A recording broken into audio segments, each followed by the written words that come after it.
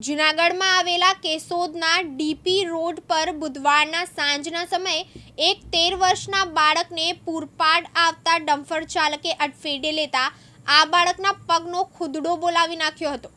ત્યારે આ નંબર વગરના અને ફૂલ લોડિંગવાળા ડમ્પર ચાલક સામે પોલીસે ગુનો નોંધી તપાસ કરવી જોઈએ અને તેને કાયદાનું ભાન કરાવવું જોઈએ તેવી માંગ લોકોમાંથી ઉઠવા પામી હતી। કેશોદના ડીપી રોડ થયેલ 13 વર્ષના બાળકને ડમ્પર દ્વારા અકસ્માત કર્યા બાદ આ સાયકલ ચાલક બાળકને તાત્કાલિક 108 મારફત તાત્કાલિક કેશોદ હોસ્પિટલ ખાતે ખસેડવામાં આવ્યો હતો। ત્યારબાદ વધુ સારવાર માટે જૂનાગઢ લઈ જવામાં આવેલ હોવાનું જાણવા મળ્યું છે।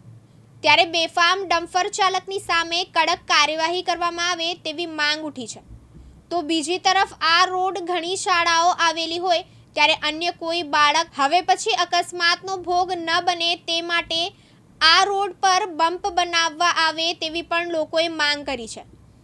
પ્રકાશ દવે સાથે અગ્નેશ ભટ્ટ, દિવ્યાંગ ન્યૂઝ, જૂનાગઢ।